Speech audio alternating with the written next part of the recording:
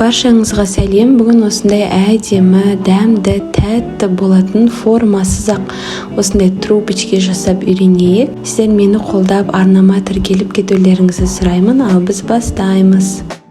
Ең алдымен ыдысымызға жұмыртқаларымызды жарып, сүт, қант және ерітілген майымызды қосып, жақсылап араластырып аламыз.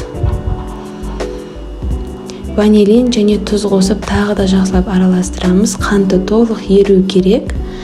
Енді ұнымызды 2 бөлікке бөліп, жақсылап араластырамыз тағы да. Комочки болып қалмасын.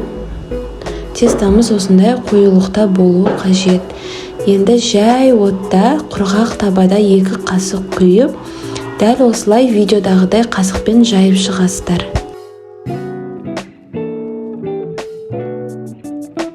Екінші бетін аударып, екінші беті толық піскенде осылай орап аласыздар. Және орап алғаннан кейін кішкене табада ұстап ала берсеңіздер болады. Дәл солай тестаңыз біткенше 2 қасық құйып, ол қасықпен тестаны жайып, кейін оны орап алып қайталайтын боласыздар.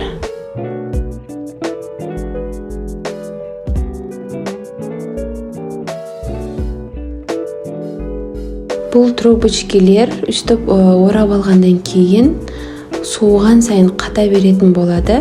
Яғни өзінің формасын ұстап тұратын болады. Міне көргендеріңіздей қатты өзінің формасын ұстап, әрі арасында ашық орын трубочки болып тұр. Мен осындай вареная сгущенка қолданамын начинка ретінде. Егер сізде кондитерский мешок болса, соны қолданыңыз. Болмаса, мен сияқты осылай пакетке құйып алсаңыз болады. Енді барлық трубочкиге осы вареная сгущенкамызды құйып аламыз.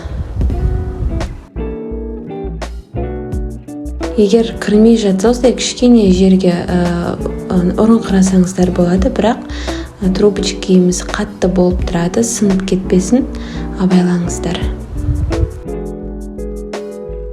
Барлығын осылай құйып шығатын боламыз. Арнама тіркелуді ұмытпаңыздар.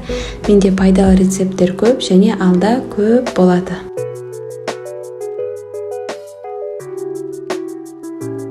Сіз өзіңіз қалаған жаңақты қолдансаңыз болады. Дүкеніңізде немесе үйіңізде табылатын осылай майдалап алып, начинкамызға жабыстыратын боламыз.